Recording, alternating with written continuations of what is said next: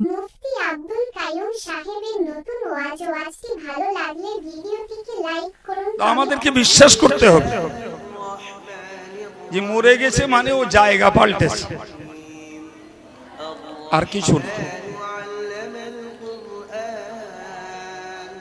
দুনিয়ার উপরিভাগে তথা মাটির উপরে যে যে বোধ শক্তি আর অনুভূতি শক্তি ওর মধ্যে ছিল, মরার পরেও সেগুলি বহাল তবিয়াতে বজায় আছে। কে তাকে গোসল দেয়, কারা তার জন্য কাঁদে, কারা তাকে খাটিয়া করে বয়, কারা তার পিছনে যায়, কারা তার জানাজা নামাজ পড়ে, ও সব কিছু খবর রাখে। তাহলে মোর লোকই আমরা যে মরণ মরণ বলছি, ও মোর লোকই। জানেন, আপনাদের একটা রোমাঞ্চকর কথা শোনা। একটা লোক ছিল, লোকটার রোজগারের পেশা ছিল কাফন চুরি করা। কি চুরি করা? কাফন। ওই কাফন বিক্রি করেই তার সংসার চলত।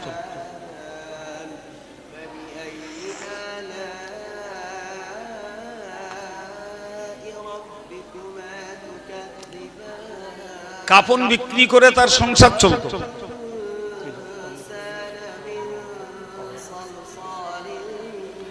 তুই যা বাবা, লাগবে না।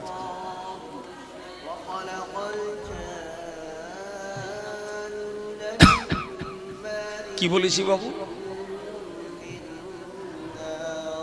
ফলে লোকটা ২-১০টা গ্রামের একটা এরিয়া দখল করা ছিল।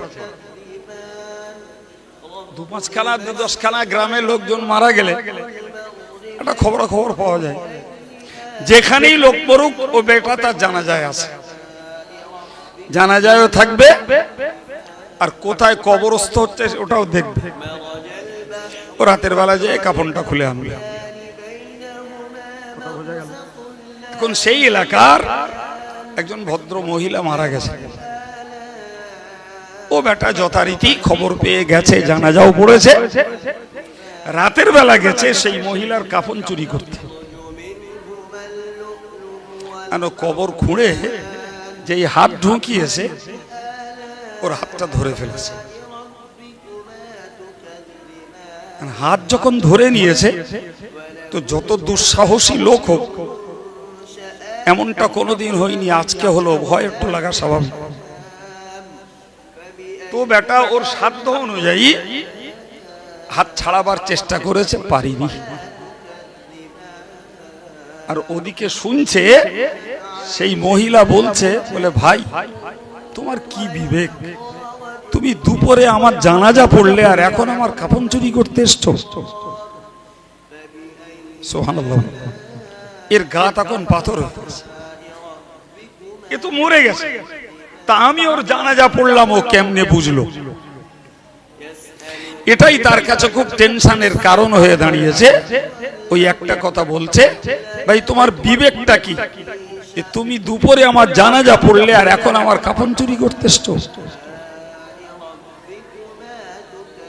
মেয়েটি আরেকটি কথা বলছে, আল্লাহ তোমার এক জান্নাতি বান্দা আর এক জান্নাতি বান্দির কাফন চুরি করছে। এর তখন আরো হতাশা আসছে, কি ব্যাপার? মহিলা ভালো, আল্লাহ ওয়ালি, দিনদার, ইমানদার, তো তিনি কবরে যাওয়ার পরে আল্লাহ পাক তাকে কবরে জান্নাতি সুখ দিয়েছেন, ফলে তিনি ভাবতে পারেন যে তিনি জান্নাতি। ঠিক কিনা?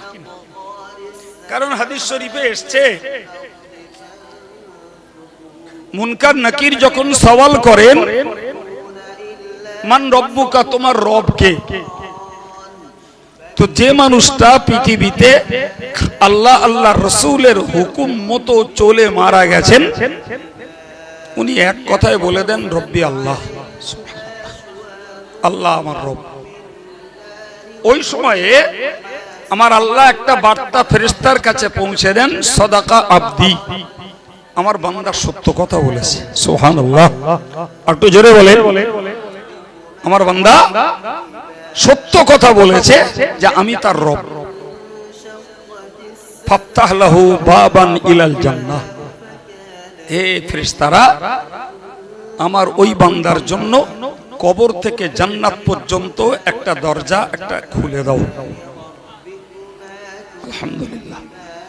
তো কবর থেকে জান্নাত পর্যন্ত যখন দরজা খোলা হয় তখন জান্নাতের স্নিগ্ধ হাওয়া এবং জান্নাতি খুশবু তার কবরটাতে ভরপুর হয়ে যায়। এখন যে লোকটা আল্লাহওয়ালা, যে লোকটা আল্লাহওয়ালি হয়ে মারা গেছেন, তো তিনি তো তার কবরেই জান্নাতি অনুভূতি লাভ করতে পারেন। এখন এই কাফন চোরের চিন্তা হলো যে এই মেয়েটি আল্লাহওয়ালি হলে সে কবরে জান্নাতি সুখ, আনন্দ, খুশবু পেয়েছে, ফলে নিজেকে জান্নাতি বলে ভাবতে পারে। কিন্তু আমি বেটা তো কাফন চোর, কিন্তু মেয়েটি বলছে আল্লাহ তোমার এক জান্নাতি বান্দা আর এক জান্নাতি বান্দির কাফন চুরি করছে আল্লাহ। এর মাথায় ওইটা পাক খেয়েছে যে আমি কি করে জান্নাতি হলাম, আমি তো চোর, আমি তো চোর। কিতাবে লিখছে ওই লোকটার হাত বলা ধরা আছে, ওই লোকটার তখন একটা ভিন্ন চিন্তা মাথায় এলো,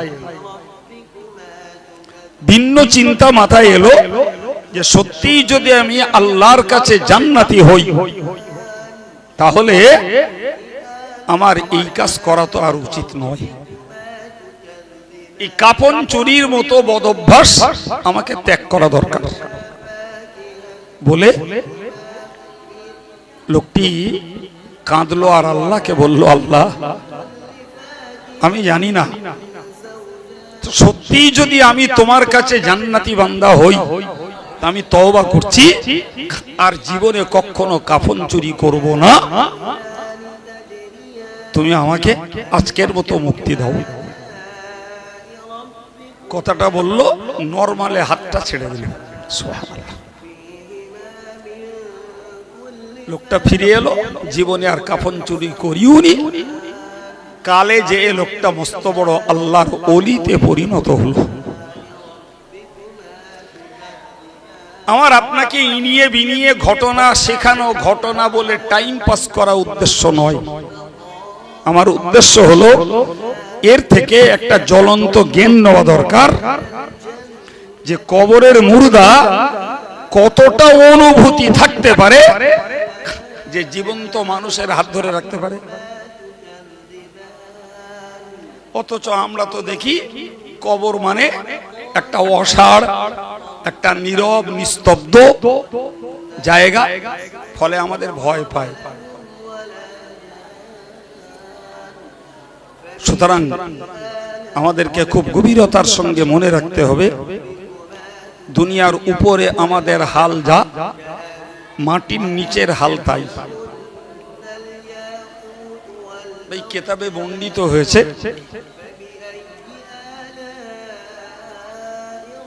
হযরত যায়েদ ইবনে খারিজা রাদিয়াল্লাহু আনহু একজন সাহাবী, তিনি ইন্তেকাল করেছেন। পিরিয়ডটা হযরত ওসমান গনির খেলাফতের পিরিয়ড।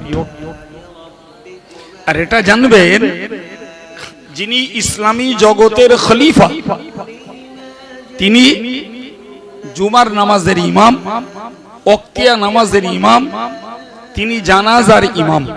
সুবহানাল্লাহ। অথচ তিনি রাষ্ট্রপতি, রাষ্ট্রপ্রধান। তা আমরা আমাদের দেশে গ্রামে গঞ্জে দেখি সাধারণ জননেতাদের জমাত ধরা তো দূরের কথা, নিজের নামাজটাও নিজের পড়া হয় না। আমাদের কত লোকে জবাব দেয়, ভাই একা মানুষ, দৌড়ে পারি না, সেই জন্য নামাজ কালাম ঠিক মতন হয় না। কথা বলেন না, এরম বলা লোক আছে না নাই? তুমি একা মানুষ দৌড়াচ্ছ, সংসারের 5টা 7টা 10টা সদস্যের জন্য, তা তুমি নামাজ কাজা করে যখন বিপাকে পড়বে তখন এরা কেউ কি তোমায় ঠেকাতে যাবে? তাহলে একলা হও আর দোকলা হও, আল্লাহর কাজটা তুমি নিজের জন্য নিজে করো বাবা।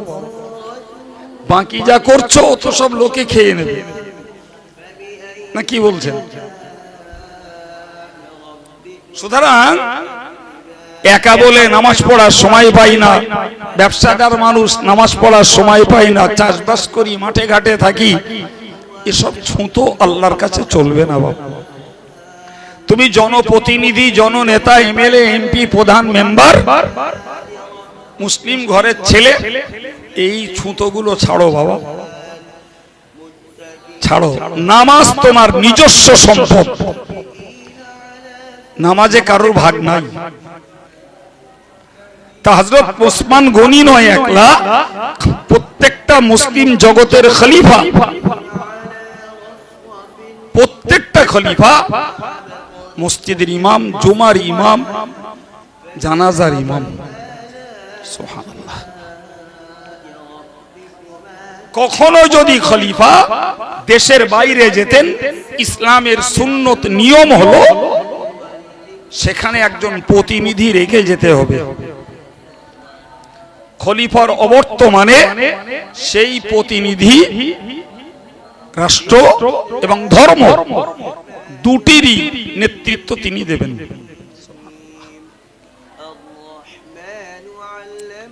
তো হযরত ওসমান গনির কাছে খবর আছে যে মাইয়েত হয়েছে, তাকে জানাজা পড়তে হবে, লাশ ময়দানে চলে গেছে। হযরত ওসমান গনির আসতে একটু দেরি, ইত্যবসরে ওই ময়দানে নবী পাকের একজন সাহাবী হযরত নোমান ইবনে বাশির রাদিয়াল্লাহু আনহু, তিনি ওই ময়দানে নফল নামাজ পড়তে দাঁড়িয়েছে। তার চিন্তা হলো এরকমটা যে সেই তো সময়টা বেকার যাচ্ছে, 2-4 রাকাত নফল নামাজ পড়ি, কিছু সওয়াব কামাই হবে। অ্যাকচুয়াল এটাই প্রকৃত পক্ষে প্রত্যেকটা মানুষের ধান্দা হওয়া উচিত। কথা বুঝতে পারেন? আরে বাবা, আমরা সংসারে যে মানুষ যে কর্মে ব্যস্ত, আত্মীয় কুটুমবাড়ি বিদেশে যেখানেই যাই, সেখানে সেই কাজটা কিরকম চলে খোঁজ খবর নেই। এই হ্যাঁ না বলেন, ঠিক বলছে না? সে লোকটা সেলাইয়ের কাজ করে, ধরুন একটা যুবক ছেলে, তো সে কুটুমবাড়ি গেছে, তো সেখানে সেলাইয়ের কাজ হলে তার একটা টেনশন থাকে, আগ্রহ থাকে, একটু খোঁজ নেব। একজন কাঠের ব্যবসা করে, তো কুটুমবাড়ি গেলে সেখানে কাঠের ব্যবসা কেমন চলে, দাম কি, একটু খোঁজ নেয়। জি, একজন গরুর গোশতের ব্যবসা করে, সে দূরে গেলে খোঁজ নেয় ওখানে গরুর গোশতের দাম কত, গরুর দাম কত, কেমন পাওয়া যায়। তার মানে কি, যে কাজের কাজী যেখানে থাকুক, তার সেই কাজের প্রতি একটা টান তার থাকে। প্রিয় ভাইরা আমার, আমরা ইমানদার মুসলমান, সংসারের সঙ্গে ধর্ম করা লোক আমরা। সুতরাং পৃথিবীর যেখানেই থাকি, কুটুমবাড়ি যাই আর বেড়াতে যাই, যেখানেই যাই না কেন, একজন ধার্মিকের ধান্দা থাকবে, আমি যে অবস্থায় থাকি ওই অবস্থাতেই দুটো সওয়াব জোগাড় করব। পারা যাবে না? কি বলছেন? সওয়াব জোগাড় শুধু নামাজ পড়লে হয় না রে বাবা, সওয়াব জোগাড় শুধু টাকা দান করলে হয় না। সওয়াব জোগাড় করার জন্য শুধু কোরআন শরীফ খুলে পড়তে হয় না। আপনি যে অবস্থায় দুনিয়ার যেখানে থাকুন, পাক না পাক, উজু গোসল ছাড়া, নামাজের পাটি ছাড়া, গাড়িতে বসে দাঁড়িয়ে, মাঠে ঘাটে, আপনি কিচ্ছু না, মুখে সুবহানাল্লাহ পড়ুন, আলহামদুলিল্লাহ পড়ুন, লা ইলাহা ইল্লাল্লাহ পড়ুন, একটু দরুদ শরীফ পড়ুন, আলহামদুলিল্লাহ আপনার ওই অবস্থাতে আমল নামাটা সবে পূর্ণ হতে থাকবে। কি বলছেন? এটা কি আমাদের জন্য আল্লাহর দেওয়া একটা বড় সুযোগ নয়? কথা বলেন না কেন? নিঃসন্দেহে আল্লাহর দেওয়া একটা বড় সুযোগ। তার মানে অবসর সময়ে, ফাউ সময়ে আমরা বিনা সাজগোজে ইচ্ছা করলে, মন থাকলে নেকির পরিমাণ বাড়াতে পারি। কি গো, কাজটা খুব কঠিন বললাম? কঠিন বললাম? দরকার একটা মনের, দরকার একটা মনের। মন থাকলে কাজ সহজ, মজুরি অনেক বেশি, অনেক বেশি মজুরি। যদিও আমি সেদিকে কথা বলিনি, তো নতুন করে ও কথাটা আর বলবো না। এইটুকু বিশ্বাস করুন, খাটনি কম, মজুরি বেশি। কিসে? জবান দ্বারা পৃথিবীর যেখানেই থাকি এই জিকির তাসবিহ গুলো ব্যবহার করায়। আমি কেন বললাম কথাটা? হযরত নুমান ইবনে বাশীর রাদিয়াল্লাহু আনহু তিনি জানাজা হতে দেরি বলে জানাজার ময়দানে কি করছিলেন বলেছি। তো বাকি লোকেরা যা সাধারণ অভ্যাস কথাবার্তা বলছে, আমরাও বলি না, কি বলছে? আমরা এত বলা বলি, কবরস্থানে লাশ দাফন হচ্ছে, সেখানে তর্ক বিতর্ক, হাসি গল্প, চিল্লানি, কোনোটা বন্ধ নেই। আছে আল্লাহ জানে। আমি কখনো বলেছি, কারোর কানে পড়তে পারে, আমি দুটো জায়গা না বিরাট ভয় করি। একটা এই কবর খোলা, আর একটা বেবাড়ি। এত মুফতি যে ওখানে জোটে, তখন মনে হয় মুফতি পড়ে ভুল করিস, এর কাছে শিখলি বোধহয় ভালো ছিল। ফতোয়া ছড়াছড়ি দেবে, নীরব চুপচাপ দাঁড়িয়ে কিছু দোয়া কালাম পড়ি। আচ্ছা লে ভাই বকেলে, কত পারিস বকেলে, বললেও শুনবে না। যদি এতটুকু ডর কলিজায় থাকতো যে এখানে অনেক পুরাতন লাশেরা শুয়ে আছে, আর আজকে আমরা আর একটা টাটকা লাশ নিয়ে এসেছি, আগামীকালকে লাশ হয়ে আমাকে আসতে হতে পারে, এতটুকু চেতনা থাকলে কবর খোলায় মানুষের জবানটা বন্ধ হতো। এতটুকু চেতনা নেই। আমি আমার আব্বার কাছে একটা গল্প শুনিলাম, গল্পটা বলি একটু জ্ঞান হবে। আমাদেরই পাড়াস্ত কোন লোকের গল্প। ছোট ভাই মারা গেছে, বড় ভাই বেঁচে আছে। তো সাধারণত সিরিয়ালে বুঝি বড় আগে মরবে, ছোট পরে মরবে। কিন্তু আল্লাহর কাছে তো সিরিয়াল নেই, আসার সিরিয়াল আছে, যাওয়ার। এখন ছোট ভাই মারা গেছে, আর বড় ভাই কবর খুঁড়তে পারে, কবর খুঁড়েছে নিজের বড় ভাই। তো এবার জানাজা হবে, তো কবরস্থানে খবর দিতে গেছে, এ জানাজা হবে, চলে এসো। বলছে, বলে আমার গায়ে কাদামাটি লেগে রয়েছে, আমি আর যাবো না, খুব তোমরা জানাজা পড়ে এসো, একেবারে দাফন করে দেয় যাবেন। কথাটা বোঝা গেছে? এখন জানাজা পড়া শেষ, ইন দি মিন টাইমে কিছু লোক এসছে একটু দেখবে, তাই এরকম হয় না অনেক সময়। তো লাশটা দেখাচ্ছে, আর কেউ বলেছে যাও দেখো, লাশটা দেখছে, দেখো কবর বাকি আছে কিনা, একটু খোঁজ নাও একবার। কে গিয়ে দেখে কবর খোঁড়া রেডি। সেই বড় ভাই কাপড় সতর আলগা, কবরের পাড়ে বসে একটা বাঁশের গোড়ালি সেনে ফাটিয়ে ভালো করে চাঁচা চলা করছে। তো যারা কবর খোঁড়া হয়ে গেছে, তো বলছে হ্যাঁ। তো কি করছিস? তো এই বাঁশের গোড়াটা ছিল একটা বেড়েন করে রাখি, পাট ধোয়া যাবে।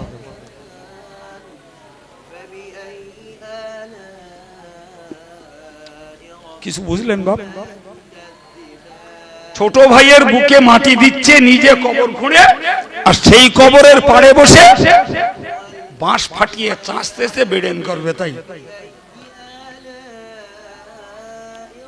তাও বড় ভাই। এই যদি হয় মানসিকতা, আব্দুল কাইয়ুম কেন আর বিরাট বিরাট দামি দামি কোম্পানির বক্তা কেন জি, আর কাবার ইমাম কেন কাদ দে ওয়াজ দে, ওই রকম লোকের হেদায়েতের বাণী শোনাবে বাপ?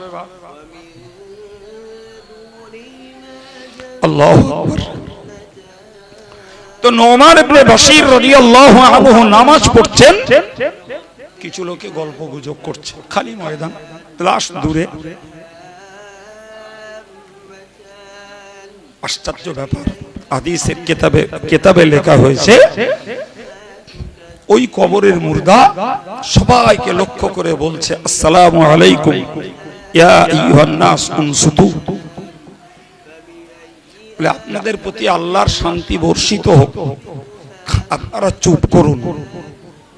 দেখছেন না একজন লোক নামাজ পড়ছে, আপনারা কেন কথা বলছেন? সুবহানাল্লাহ, বাড়ি গে না সুর ঝাঁকলি তাই জ্ঞান নেন, সুরের পিছনে পড়েন না। এই কথাগুলো বললো কে? মুর্দা, কাফনে ঢাকা। গোটা মজলিসটা, গোটা জানাজার ময়দানটা ঠান্ডা হয়ে গেল, নীরব নিস্তব্ধ, যা কখনো শুনিনি। সম্মানিত ভাইরা, মুরব্বীরা, প্রিয় ছেলেরা, মনে রাখুন, এই ঘটনা থেকে তিনটি জ্ঞান লাভ হয়। নাম্বার 1, মুর্দা দেখতে পায়, তা না হলে ওই ব্যক্তি নামাজ পড়ছে, তিনি কেমনে দেখলেন? নাম্বার 2, মুর্দা শুনতে পায়, এই মানুষগুলো গল্প করছে, তিনি কেন গল্প করতে মানা করবেন?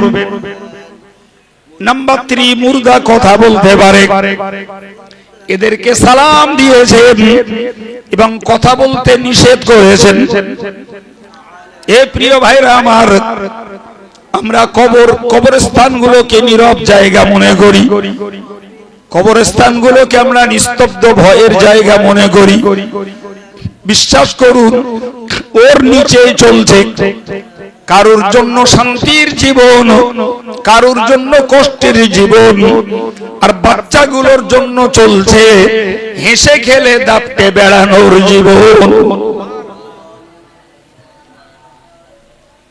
আমার দেখার ক্ষমতা নেই, আমার শুনবার কান নেই, আমার বোঝার মতো অনুভূতির মতো হৃদয় নেই জি, কিন্তু বিশ্বাস করার মতো অন্তরটা তো আছে বাপ।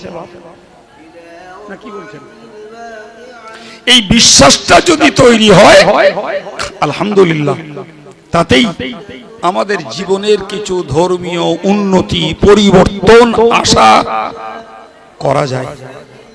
আর যদি বিশ্বাস না হয়, দূর বাদ দে তো, কাইম সাহেব সব কথাকার রাজগৈবি আজগৈবি কথা বলছে, হয়ে গেল না? কি বলছেন? আমি আপনাকে বোঝাতে চাইছি, তাহলে মানুষ মরার পরেও দেখতে পায়, শুনতে পায়, অনুভূতি আছে। মুফতিতে একটা বই পড়ানো হয়, একটা বই পড়ানো হয়, সেই বইটাতে কিছু ইসলামিক থিওরি লেখা আছে, সচারি 400-র মতো, কিছু কম বেশি হবে, ইসলামিক থিওরি লেখা আছে। এই থিওরিগুলো মুফতিদের পড়তে হয়, তো যার যেমন যোগ্যতা সে তেমন পড়ে। কেউ 20টা পড়ে, কেউ 50টা পড়ে, কেউ 100টা পড়ে, কেউ 200টা পড়ে, কেউ 400টাই পড়ে ফেলে। জ্ঞানেরও এরম তারতম্য হয়। বইটির নাম কাওয়াইদুল ফিকহ। তো তাতে একটা বিধানে বলা আছে, কি বিধানটায় বলা আছে, কাসরু আজমিল মাইয়িত কা কাসরি আজমিল হাই। বাংলা মানে হলো যে মুর্দার হাড় ভাঙা জীবন্ত লোকের হাড় ভাঙার সমতুল্য। আরে আমার গায়ে যদি একটা লোহার রড দিয়ে মারা হয় তো আমার হাড়টা ভেঙে গেল, আমি তো যন্ত্রণায় কাতরাবো না, কি বলছেন? তো ফিকহের ওই থিওরিটাতে বলা আছে যে জিন্দার হাড় ভাঙলে যেমন ব্যথা যন্ত্রণা হয়, কষ্ট পায়, মরা লোকের হাড় ভাঙলেও তারাও ওই রকম কষ্ট পায়। অনেক সময় দেখা যায় অজানা জায়গায় ঘর করতে গিয়ে কবর বেরিয়েছে। আমার কাছে এরকম রিপোর্ট অ্যাভেলেবেল আছে। কোপ মেরেছে, ঠঙাস করে আওয়াজ হলো, খুলে দেখলো পায়ের রলা, হাতের রলা, খুলিতে বাড়ি পড়েছে। এরকম হয় না? হয় না? কথা বলেন। প্রচুর পরিমাণ। ভাই তো জীবন্ত লোকের মারলে যদি আঘাত লাগে, মরা লোকের মারলেও আঘাত লাগে। যে জন্য গোসলদাতাদের বলা হয় যে তোমরা নরম ব্যবহার করো, রূহ বেরিয়ে যাওয়ার জন্য। ওই মরা মানুষটার দেহটি পাকা ফোড়ার মতো ব্যথা হয়েছে, অনুভব করে সেই মৃত ব্যক্তি। আমরা জীবন্ত তো বুঝি না, আমরা আমাদের ডিউটি পালন করি, গোসল দিতে হবে, পাশোপাশ করতে হবে, পেটে চাপ দিয়ে ময়লা বার করতে হবে, আমরা আমাদের কাজ করছি। তার কি হচ্ছে এই অনুভূতি তো আমার নেই, কিন্তু বিশ্বাসটা তো রাখতে হবে যে তার দেহটি পাকা ফোড়ার মতো ব্যথা। সুতরাং যতটা সম্ভব নম্রভাবে তার সঙ্গে আচরণ করা। ভাই আপনাকে কি বলবো, দুঃখজনক কথা বলছি যে আমার দেশে পোস্টমর্টম হয়, যা ইসলামের দৃষ্টিতে হারাম। কিছু শুনছেন? পোস্টমর্টমের লাশটাকে অস্ত্রোপচার করতে হয়, যা ইসলামের দৃষ্টিতে। সারা দেশের মুসলমানেরা অকপটে মেনে নিয়েছে, কেউ কোনোদিন চুঁচা করিনি, জবাব দেয়নি, প্রতিবাদ করিনি, পাল্টা কোনো দাবি করিনি। ওটাই সরকারি একটা আইনে পরিণত হয়েছে। অ্যাক্সিডেন্টলি, দুর্ঘটনায় যারা মারা যাবে তাদের কি করতে হবে? এই পোস্টমর্টম মাইয়েতের জন্য কতটা যন্ত্রণা, কতটা কষ্ট, তা এই থিওরি থেকে বুঝতে পারা যায়। কিন্তু আমার দেশের আইন হয়েছে, কান্নাকাটি করি, আবেদন নিবেদন করি, এমএলএ এমপির সই স্বাক্ষর জোগাড় করে দাবি করি, তাও রক্ষা হয় না। কি প্রিয় ভাইরা আমার, এটা আমার দেশের, আমাদের মুর্দাদের জন্য একটা অভিশাপ। কিচ্ছু করার নাই। আমি বললি বলবে পাগল হয়ে গেল, এর সিটির দোষ হয়েছে, সারা দেশে চলছে, আর এ এখন উল্টো কথা বলছে। ভাই মৃত মানুষের প্রতি অস্ত্রোপচার চলে না। অনেক সময় আমার কাছে মশলা জিজ্ঞেস করে, অনেক মানুষের হার্ট বাইপাস সার্জারি করে প্রেস পেকার বসানো হয়, অনেক রোগী আছে, তো মরার পরে দাম অনেক করে। যাদের যেমন টাকা, মিনিমাম 60 থেকে 70 হাজার টাকা মিনিমাম দাম, উপরে আরো বেশি দামের আছে। তো চিন্তা করে ওইটা যদি কেটে বার করে নেওয়া যেত তাহলে অনেকটা টাকা বেঁচে যেত। আমার কাছে 2-1 বার লোকে এই ফতোয়া জিজ্ঞেস করেছে, মানে খবরদার, খবরদার, কিছু টাকার জন্য মাইয়েতকে এই কষ্ট দিতে পারেন না। তা করেনি যদিও, প্রিয় ভাইরা আমার, আমি আপনাকে বোঝাতে চাইছি তাহলে মৃত ব্যক্তির গায়ে আঘাত করলে, জীবন্ত ব্যক্তির আঘাত করলে, হাড় ভাঙলে যেমন ব্যথা যন্ত্রণা পায়, মরা লোকটাও ওই রকমটা পায়। সম্মানিত ভাইরা আমার, ফলে আমাদেরকে বারবার একটা কথা মনে রাখতে হবে, এই জীবন্তের অনুভূতি যা, মরার পরেও তাই। এমনটা যেন মনে না হয় মরে যাব, পচে যাব, মাটিতে মিশে যাব। এই জাতীয় চিন্তা চেতনা ছিল কাফেরদের। তারা বলতো মাইয়ুহিল ইযাম ওয়া হিয়া রামীম, কে জ্যান্ত করবে এই পচা গলা হাড় হাড্ডি গুলোরে, আবার কে জ্যান্ত করবে? আমার আল্লাহ নবীর কাছে কোরআন পাঠিয়ে দিয়ে বললেন, কুল, হে নবী তুমি ওদের বলো, ইউহয়িহাল্লাযী আনশাহা আউওয়ালা মাররা, ওই আল্লাহ জ্যান্ত করবেন যিনি তোমাকে প্রথমবারে বিনা নমুনায় তোমাকে সৃষ্টি করেছেন। আরে বাবা, আমাদের আদি পিতা আদমকে সৃষ্টির সময় মানুষের কোন নমুনা আল্লাহর কাছে ছিল?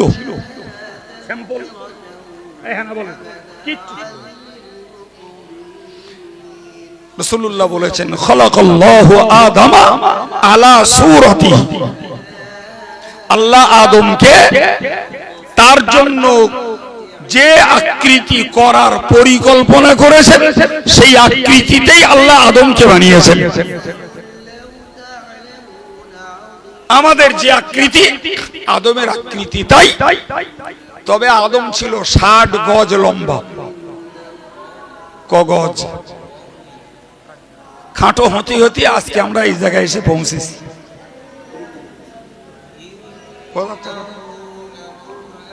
তো আমার বক্তব্য যে বিনা মডেলে আল্লাহ আমাদেরকে বানিয়েছেন, তাহলে মরি পচি আর হাড়গুলো টুকরো টুকরো হয়ে যাক, আল্লাহর পক্ষে এই মানুষকে পুনরায় জীবিত করা অত্যন্ত সহজ। আমাদের সিস্টেম কি বলুন তো? আমাদের সিস্টেম হলো যে কাজটা একবার করি, পরের বারে প্রথমবারের তুলনায় নরমাল হয়ে যায়। আল্লাহ বললেন, বান্দারে তোদের যুক্তি অনুযায়ী যদি বুঝিস, ওহুয়া আহওয়ানু আলাইহি, আল্লাহর উপরে তোদের দ্বিতীয়বার তৈরি করা তোদের যুক্তিতেও সহজ। ঠিক না ভুল? তাহলে তোরা কেমনে ভাবিস যে মরার পরে আর জীবন্ত হতে হবে না? কি করে ভাবলি? সিস্টেমটা তো এরকম, পানি মেশিনে দিলে বরফ হয়, বরফের চাংটাকে মেশিন থেকে বার করে বাইরে রাখলে তাপে আর বাতাসে চাংটা গলে আবার পানি হয়। তো ওই পানিটা আবার মেশিনে দিলে আবার বরফ হবে না? সিস্টেম ভুল হচ্ছে। হ্যাঁ বলেন না?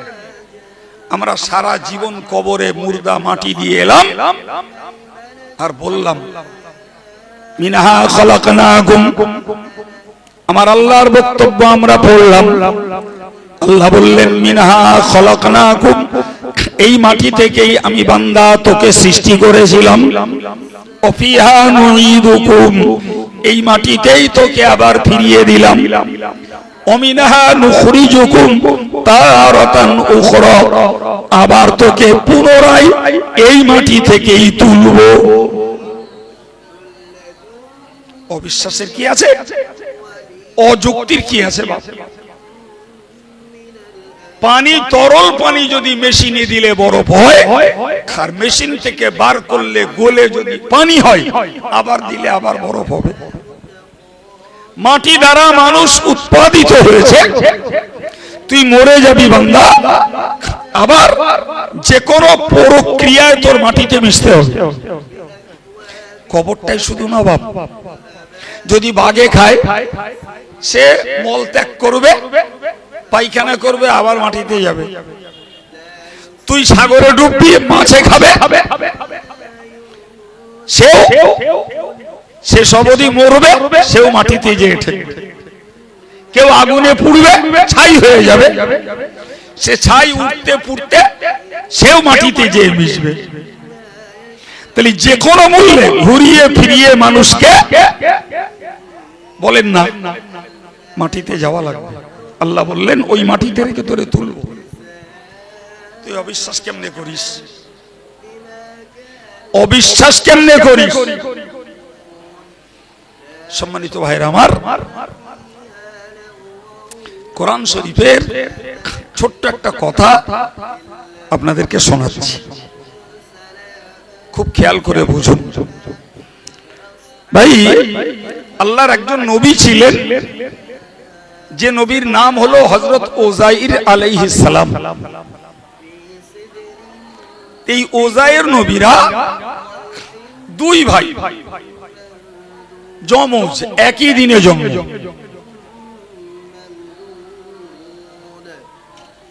কি হচ্ছে? একই দিনে জন্ম আর একই দিনে মৃত্যু। শুনছেন কথা? একই দিনে জন্ম, একই দিনে মৃত্যু। একজনের বয়স 140 বছর, আর একজনের বয়স শুধু 40 বছর।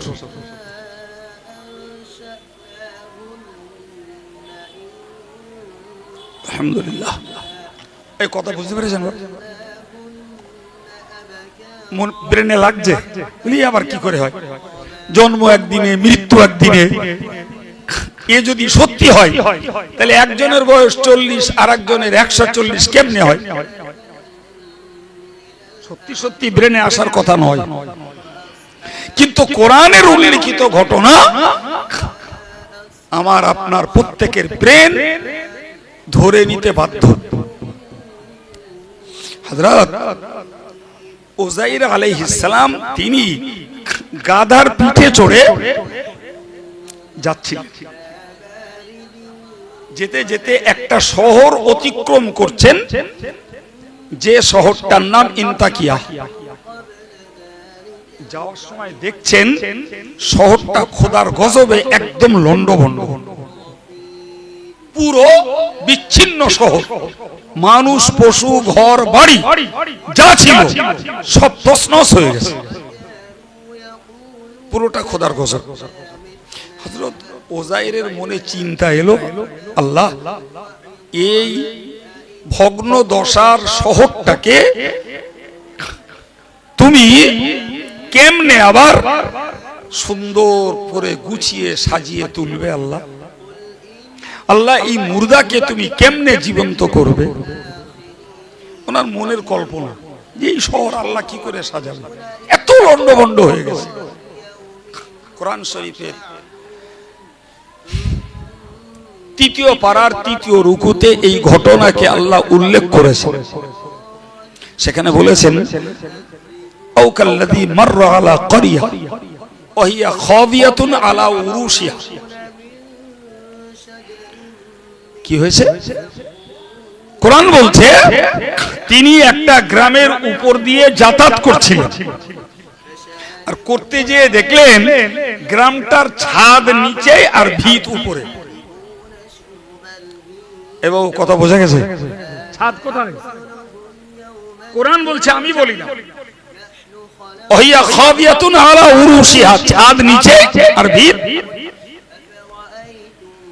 তো হযরত উযাইর আলাইহিস সালাম এই পরিস্থিতি দেখে বললেন, আন্না ইউহয়ি হাযিহিল্লাহু বা'দা মাউতিহা। আল্লাহ, এই মরা, এই ধ্বংস হওয়া শহরটাকে তুমি কেমনে আবার সাজাবে, কেমনে এটাকে জাগ্রত জিন্দা করবে? বাস কথা বলাও শেষ। ফাআমাতাহুল্লাহু মিয়াতা হাম, আল্লাহ পাক তাকে 100 বছরের জন্য মেরে দিলেন। কত বছরের জন্য? 100 বছরের জন্য মেরে রাখলেন ওখানে। সুম্মা বাসা, 100 বছর পরে আল্লাহ তুললেন। সুবহানাল্লাহ বলেন না? একটু মন খুলে বলেন, কত বছর পরে? 100 বছর পরে আল্লাহ তুললেন। তুলে বললেন, কাম লাবিস্তা, এই উযাইর এখানে কতদিন ছিলে? তিনি বললেন লাবিস্তু ইয়াওমান আও বা'দা ইয়াওম, ওই একদিন অথবা একদিনের কিছু কম। এটা ওনার মনে হয়েছে, কালকে অমুক সময় ঘুমিয়েলাম, আজকের এই আসরের সময় উঠেছি, তো হয় একদিন পেরিয়ে এই বাকিটা বেশি হয়েছে, আর নাহলে একদিন এখনো পুরিনি। আমার আল্লাহ গাম্ভীর্যের সঙ্গে বললেন বাল লাবিস্তা মিয়াতা আম, উযায়ের তুমি এখানে এই ঘুমন্ত অবস্থায় কাটাচ্ছ 100 বছর। কার কথা বলছি বাবু? কথা বলেন না, কার কথা বলছি? আরে জোরে বলা যাচ্ছে না আল্লাহর কথা, ওটা আব্দুল কাইয়ুমের পকেটের কথা নয়, খোদ কোরআনের কথা। 100 বছর তুমি ঘুমিয়ে আছো, তোমাকে মেরে রেখেছি।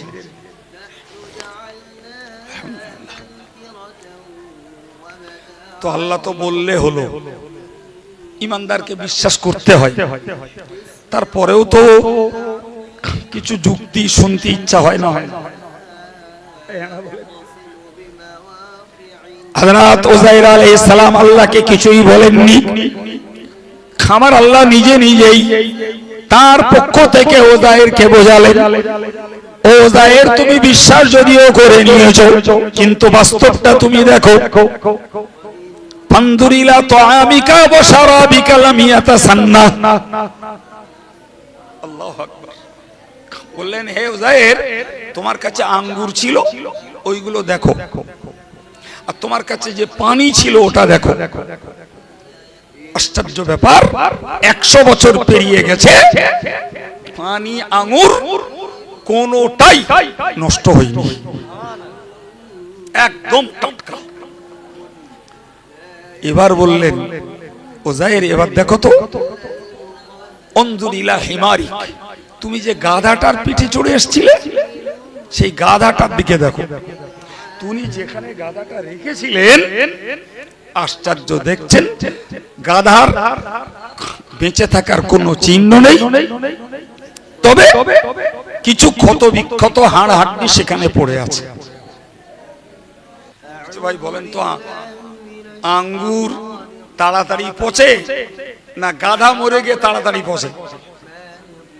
সে আঙ্গুর টাটকা, আর গাধা মরে গেছে, চামড়া গোস্ত পচে গেছে, হাড়ও মাটিতে খেয়ে ফেলেছে, শুধু আল্লাহ দেখানোর জন্য চিহ্ন স্বরূপ কিছু কিছু হাড় রেখে দিয়েছেন, আর বাকি অংশে সেখানে তরু তাজা ঘাস পাতা ভর্তি হয়ে গেছে।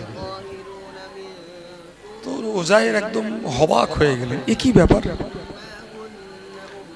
গাধা মরেছে, পচেছে, হাড়গুলো মাটিতে খেয়েছে, এ তো সত্যি 1 ঘন্টার ব্যাপার না, 1 দিনের ব্যাপার না, 1 সপ্তাহের ব্যাপার না, 20, 50, 60, 70, 100 বছর পরে আমরা কবর খুলেও হাড় পাই না।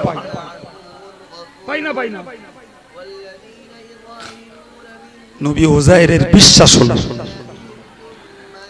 যে তিনি ওখানে 100 বছর মরেছিলেন, আল্লাহর এ কথা বাস্তবে সত্য। আমার আল্লাহ বললেন অনজুর ইলা হিমারিকা ওয়ালিনাজআলাকা আয়াতাল লিন্নাস। ও উযাইর, তোমার এই ঘটনাকে আমি আল্লাহ গোটা পৃথিবীর মানুষের জন্য আমার কুদরতের নিদর্শন স্বরূপ আমি আল্লাহ শিখিয়ে দেব। তোমাকে নিদর্শন বানাবো, শিক্ষণীয় বানাবো, এই ঘটনা থেকে মানুষ শিক্ষা লাভ করবে বলে বললেন অনজুর ইলাল ইযাম কাইফা নুনশিজুহা। উনি দাঁড়িয়ে থাকলেন, সেখানে দাঁড়ানো। আল্লাহ বললেন ওই গাদার হাড় যা টুকরো টুকরো আছে ওইদিকে দেখো। তো ছিন্ন বিচ্ছিন্ন হাড়গুলো উনি দাঁড়িয়ে দেখছেন, ফটাফট একটা করে একটা কলে কলে লেগে যাচ্ছে। আল্লাহু আকবার। ওনার দাঁড়িয়ে থাকা অবস্থায় পুরো স্কেলিটা, কঙ্কালটা তৈরি হয়ে গেল। সুম্মা নাকসুহা লাহমা, আমি আল্লাহ ওই হাড়ের ওই বেড়ায় গোশত আর চামড়া ধরিয়ে দিলাম। দিব্যু হযরত উযাইরের গাধা আবার তার জাতীয় ভাষায় ডাকতে ডাকতে খাড়া হয়ে গেল। বিশ্বাস করবেন না বলবেন যে কাইম সাহেব নাকে তেল মেরে কথা বলতেছে? এইসব আমার হয় নাকি? এই জন্য আগে দুবার শুনিয়েছি যে আমি আমার কথা শোনাচ্ছি না, খোদ কোরআন শরীফ থেকে শোনাচ্ছি। যদি মনে করেন এই বিশ্বাস করি না, গেল ইমানটা শেষ হয়ে। জি, আপনি নিজেও যে কোনো বাংলা কোরআন পড়ে নেন, আপনিও পাবেন। আমি একলা পাবো কেন?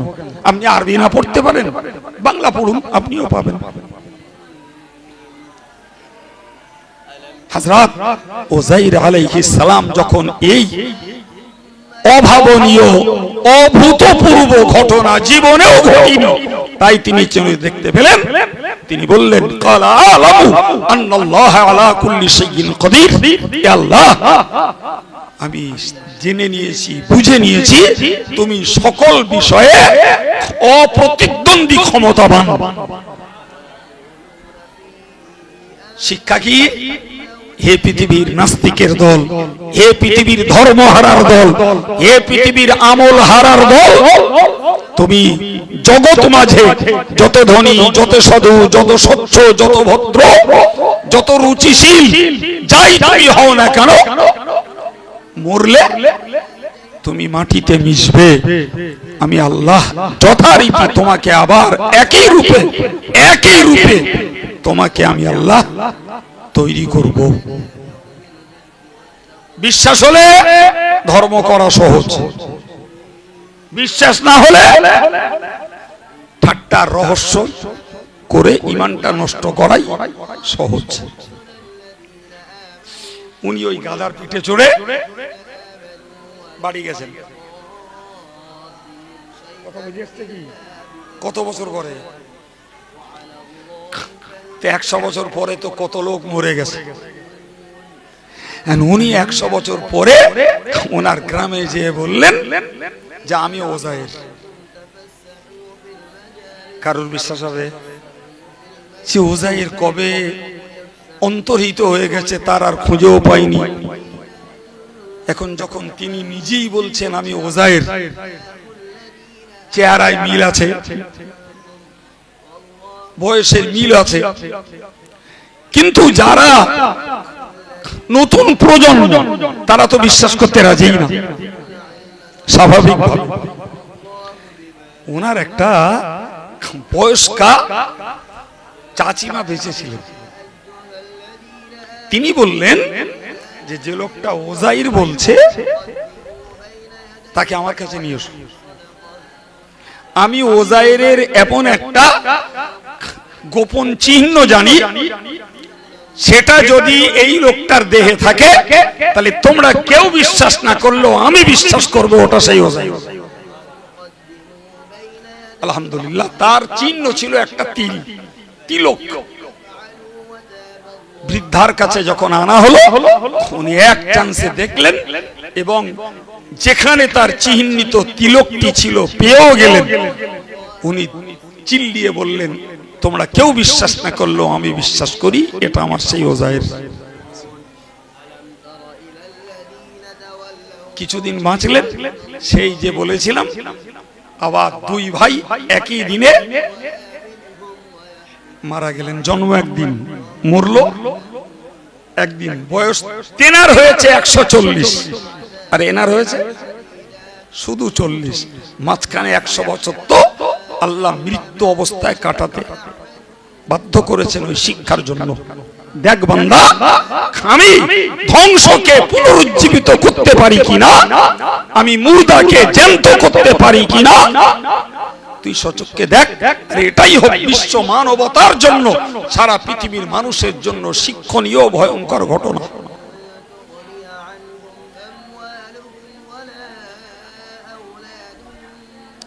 যা লাগছে চলছে, ঠিক আছে। প্রিয় ভাই, আমার যুবক ছেলেরা, অজনসিহত কতই হয় আর কতই না শুনি। আমার যেমন ধাঁচ গাছ, সেরকম ভাবেই দুটো কথা আপনাদেরকে শেয়ার করছি। একটা মন তৈরি করুন। পৃথিবীতে বাঁচতে আসিনি, মরতে এসেছি। আর মরণ মানেই কৈফিয়তের পালা শুরু। আমার রাসূলুল্লাহ একটা হাদিসে বলেছেন, মান মাতা ফাকাদ কামাত কিয়ামাতুহু। হুজুর বলেছেন, যে লোকটা মরলো তার কিয়ামত শুরু হয়ে গেল। যে মরলো তার কিয়ামত শুরু। কেমন ভাই? আসল কিয়ামত তো ইসরাফিলের সিংহা ফুৎকারের পরে। তো সে কিয়ামতে বিচার অন্তে কারোর ঠিকানা জাহান্নাম, কারোর ঠিকানা জান্নাত। ওটা চূড়ান্ত ফয়সালা। কিন্তু কবরে যখন একটা মানুষকে দেয়া হচ্ছে, তার কৈফিয়ত শুরু। কেউ পাচ্ছে কবরে জান্নাতের খুশবু, কেউ পাচ্ছে জাহান্নামের দুর্গন্ধ। ফলে এই মাটির নিচে গেলেই কৈফিয়ত শুরু, ফলাফল শুরু। অতএব ধনী নির্ধন, শিক্ষিত মূর্খ, মালিক শ্রমিক, মোটা তাজা, জ্ঞানী আর অজ্ঞানী, নারী আর পুরুষ, যুবক যুবতী, বৃদ্ধ আর বৃদ্ধা, সবাইকে একটা টেনশন মাথায় নিয়ে বাঁচতে হবে যে মরলে আমি একা, কেউ আমার নেই। যতক্ষণ বেঁচে আছে অনেকে আছে, অনেকে আছে, মরার পরে কেউ নেই। ফলে আমাকে ওই কবর জীবনটা থেকেই যখন কৈফিয়তের পালা শুরু, তো আমি এখানে যদি পাশ করতে পারি তো এখানেই পাবো জান্নাতি খুশবু আর হাওয়া। সুবহানাল্লাহ। আর এখানেই যদি ফেল করি তাহলে এখান থেকেই পাবো জাহান্নামের দুর্গন্ধ আর জাহান্নামের উত্তাপ। চোখে দেখা যাবে না, জীবন্তকে বিশ্বাস করা লাগবে। আর মরা নিজে অনুভব করছে। অনেকদিন আগে একটা বইতে পড়েছিলাম, সম্ভবত বইটার নাম মরণের পরে। বইটাতে একটা ঘটনা উদ্ধৃত করা হয়েছে রাসূলুল্লাহর জমানার। ঘটনায় বলা হয়েছে, একজন লোক হাঁপাতে হাঁপাতে হন্তদন্ত হয়ে নবীর কাছে এসে হাজির। এসে লোকটি বললে, ইয়া রাসূলুল্লাহ, আমি অমুক রাস্তা দিয়ে যাচ্ছিলাম, তো যেতে যেতে হঠাৎ করে দেখি একটা কবর থেকে একটা লোক উঠে ছুটছে, তার গোটা দেহটি আগুনে ঘেরা, আগুন দাউ দাউ করে জ্বলছে। আর ওই লোকটি শুধু চিল্লাচ্ছে আর বলছে, কে আছো, আমায় একটু পানি দাও। আল্লাহ পাকের নবী সাহাবী বলেন, ইয়া রাসূলুল্লাহ, আমার লোকটার দেখে বড় দয়া হলো, একটু পানি দেবো বলে আমি চিন্তা করলাম, কিন্তু পরক্ষণেই লক্ষ্য করে দেখছি ওই কবর থেকে আরেকজন ব্যক্তি একটা শিকল নিয়ে ওই লোকটাকে ধাওয়া করলো, তাড়িয়ে নিয়ে গেল। আর শুধু চিল্লাচ্ছে আর বলছে, খবরদার, এই মালাউনকে কেউ যেন এক ফোঁটা পানি দিও না।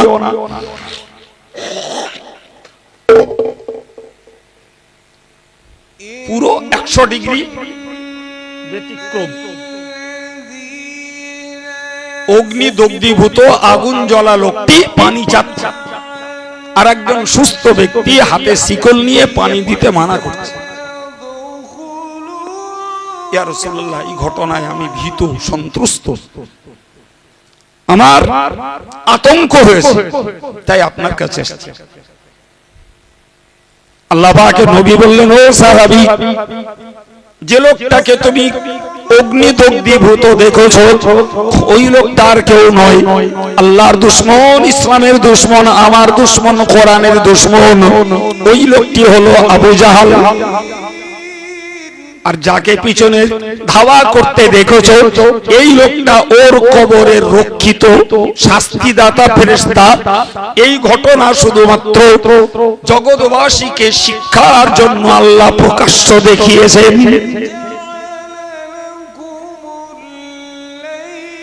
নাউজুবিল্লাহ বলে।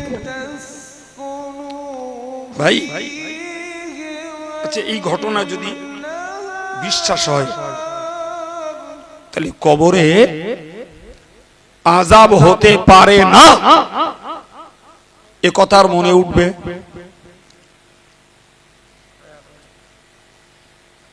আমি অনেকদিন আগে একটা জায়গার ঘটনা জানি, নাম বলবো না, তাদের পরিবারের লোকেরা বেঁচে আছে, আমাকে তারা নিশ্চয়ই কৈফিয়ত করবে, তবে যেটা বলছি সেটা সত্য। গ্রাম জানি, জায়গা চিনি, লোকটারে জানি।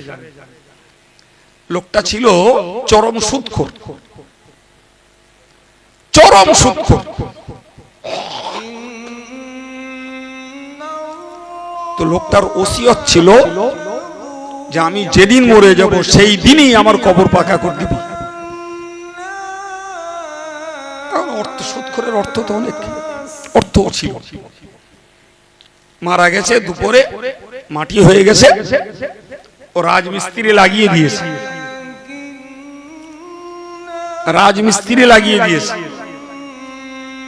তো পশ্চিম পাটায় পুকুর,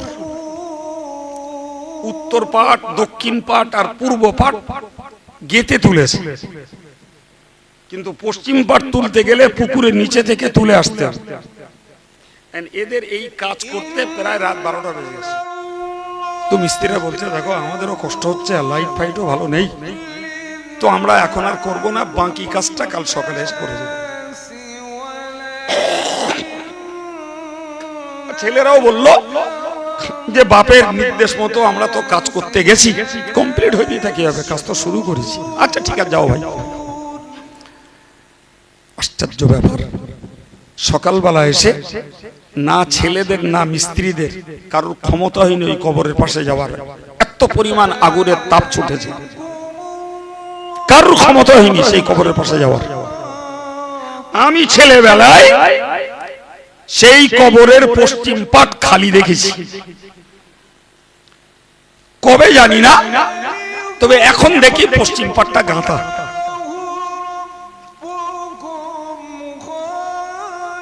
কি গো ভাই, সংসার, শিক্ষা, রাজনীতি, অর্থনীতি, হই হুল্লোড়, মাস্তানি, দাপটানি, মেরে খাওয়া, লোকের কেড়ে খাওয়া, গরিবের হক ফাঁকি মারা, যাই পারো করো বাবা, মরতে তো হবে নাকি? হ্যাঁ, তো মরার পরে তোমার বন্ধুকে, কে তোমার বন্ধু? একটা কথা বলে আমার আলোচনা ছাড়ছি, এতক্ষণ বলার নিয়ত ছিল না, শরীর খুব খারাপ লাগছে, তাই আপনাদের উপস্থিতি দেখে আর আপনাদের আগ্রহ দেখে আল্লাহ করাচ্ছেন, করছি। যাই হোক, শুনুন, হানাফি মাযহাবের একজন সুবিখ্যাত বিশ্বশ্রেষ্ঠ আলেমদের একজন, তিনি হলেন হযরত কামাল উদ্দিন ইবনুল হুমাম রাহমাতুল্লাহ আলাইহি। তো তিনি একদিকে হানাফি মাযহাবের একজন ব্যারিস্টার, সুবহানাল্লাহ। এই জন্যই বললাম, এই আমাদের দেশে ঘরে এখন দেখছেন না, এই ইউটিউব, হে একদিকে ভালো আর একদিকে ফিতনা, গাল শুনে শুনে আমার কাছে জীবন একদম কান মাথা বদ্ধ হয়ে গেছে, ওই ইউটিউবের বরকতে, বুঝতে পারেননি? ওই ইউটিউবের বরকতে ওই বাংলাদেশের বক্তৃতা এখন চলে এলো, খানিকটা যুবক ছেলে লেগে গেল, মদ্দা ছেলে নামাজ পড়তেছে বুকে হাত বেঁধে, আবার কেউ ইমামের পিছনে ইমাম দল্লিন বলে থামলি, আমিন বলে চিল্লাচ্ছে। যদিও আমাদের এলাকাটা খোদার শকর অনেকটা ভালো, কিন্তু পশ্চিমবঙ্গের বহু জেলাতে এই ফিতনা ঢুকে পড়েছে, এমনকি হুগলিতে এই ফিতনা ব্যাপক। গতকালকে জলসায় ছিলাম যেখানে, হুগলিতে বিপুল ফিতনা, ওই ফিতনা করে করে তারা আলাদা মসজিদ করে এনেছে। এসব পিস টিভির বক্তা আর বাংলাদেশের বিভিন্ন মাদানীদের ফিতনা, এই করে করে শান্ত শান্ত পরিবেশে অশান্তির আগুন জ্বালাচ্ছে। এই কথা বুঝতে পারছেন? আর বলছে আমাদের নামাজ সহি নামাজ, আর হানাফিদের নামাজ জয়ীফ নামাজ।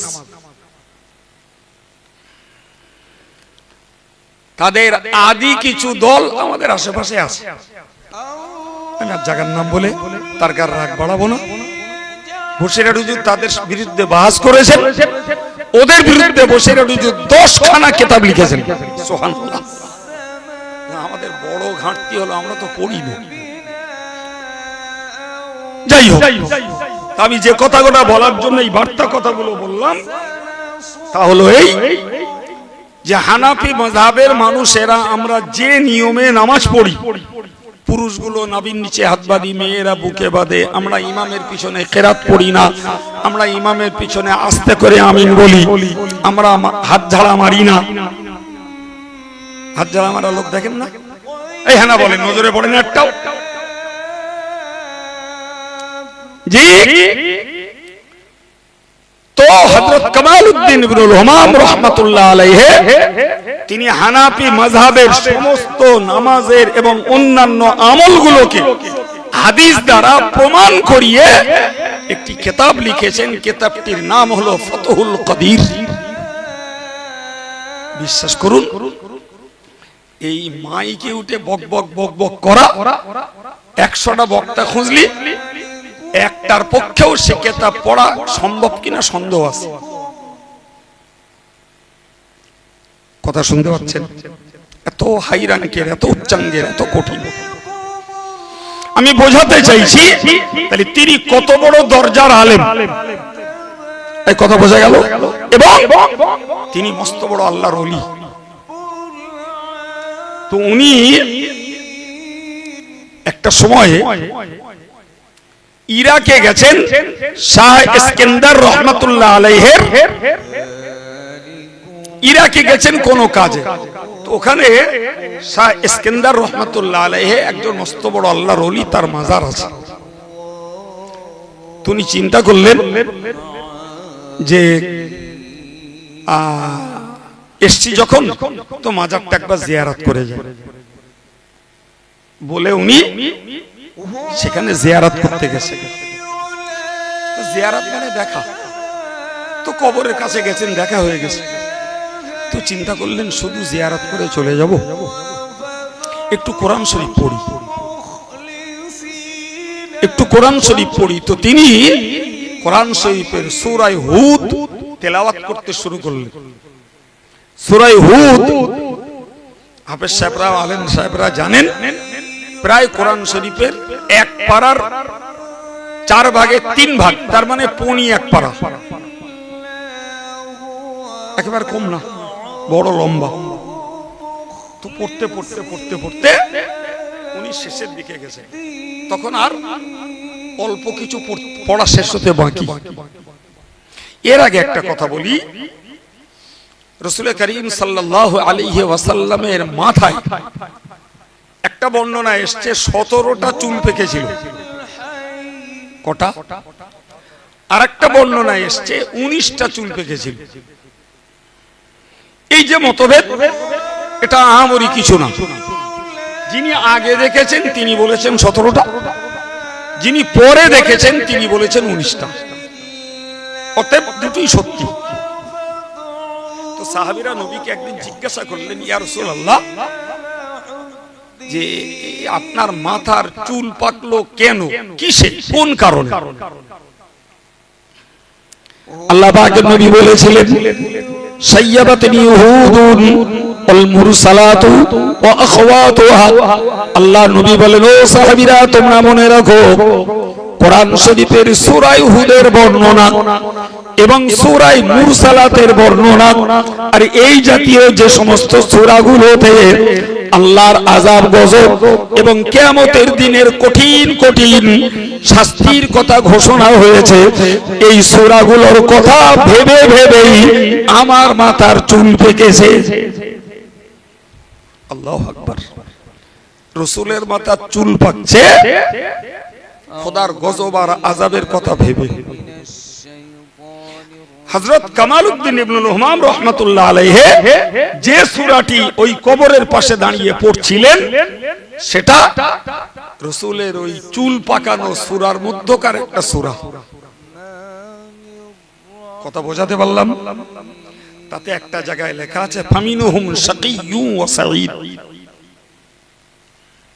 মানে কি, যে এই কবরের মানুষগুলোর মধ্যে কিছু আছে সৌভাগ্যবান আর কিছু আছে দুর্ভাগ্যবান। বিস্তার কথা আরো আছে, আমি আর বলবো না। তো ওইটুকুর অংশের অর্থ হলো কিছু আছে সৌভাগ্যবান আর কিছু আছে, ব্যাপারটা সব জায়গায় একই। দুনিয়ার ক্ষেত্রে সংসারে কিছু লোক আছে সৌভাগ্যবান, অভাব অনটন নেই, খাওয়া পড়া সুস্থতা আছে। আবার কিছু লোকের কষ্ট আছে, তারা দুর্ভাগ্যবান। কবরেও তেমন কিছু লোক সৌভাগ্যবান, কিছু লোক দুর্ভাগ্যবান। হাসরেও তেমন কিছু লোক সৌভাগ্যবান, কিছু লোক দুর্ভাগ্যবান। কোরআনে আল্লাহ বলেছেন ওয়া আম্মাল্লাযীনা সুঈদু ফাফিল জান্নাহ, যারা সৌভাগ্যবান কবরে এরা জান্নাতে যাবে। সুবহানাল্লাহ। ওয়া আম্মাল্লাযীনা শাকু ফাফিন নার, আর যারা কবরে দুর্ভাগ্যবান এরা বিচারান্তে জাহান্নামে যাবে। এখন আশ্চর্য ঘটনা যেটা, সেটা হলো উনি ওই পর্যন্ত পড়ে গেছেন যে এখানে এই কবরে কিছু লোক আছে যারা সৌভাগ্যবান, কিছু লোক আছে যারা দুর্ভাগ্যবান। ঠিক সেই সময়ে আল্লাহু আকবার, সেই যার কবর জিয়ারত করতে গেছিলেন তিনি কবর থেকে বলছেন ইয়া কামালু লাইসা মিন্না শাকিয়ুন, ও কামালউদ্দিন তুমি যেটি বলেছো ওটা সত্য কথা। এই মাটির নিচেই কেউ আছে সৌভাগ্যবান, কেউ আছে দুর্ভাগ্যবান। কিন্তু আমরা এই কবরস্থানে যত মানুষ রয়েছি আমাদের মধ্যে কেউ দুর্ভাগ্যবান নেই, আল্লাহ সকলকেই সৌভাগ্যবান বানিয়েছে। হযরত কামালউদ্দিন ইবনুল হুমাম চমকে উঠলেন। তিনি বুঝে গেলেন যে আমি এতক্ষণ ধরে যা পড়েছি আমার টোটাল পড়া ওই কবরের মুর্দা শুনতে পেয়েছি। আর যখন আমি ওই আয়াত পড়েছি যেখানে রয়েছে যে এই মাটির নিচে কেউ সৌভাগ্যবান, কেউ দুর্ভাগ্যবান, তখনই উনি জবাবটা দিয়েছেন যে আমাদের মধ্যে কেউ দুর্ভাগ্যবান নেই, আল্লাহ সকলকে সৌভাগ্যবান বানিয়েছেন। সম্মানিত ভাইরা আমার, প্রিয় ছেলেরা, পর্দার মায়েরা, কারা কথা শুনছেন আর কারা গল্প মারছেন সেটা তার দুর্ভাগ্য। যে এই জাতীয় ঘটনা থেকে আমাদেরকে ভাবতে হয় আমরাও যখন কবরে যাব আমাদের জন্য দুটোর একটা অপেক্ষা করছে, হয় সৌভাগ্য নাই দুর্ভাগ্য।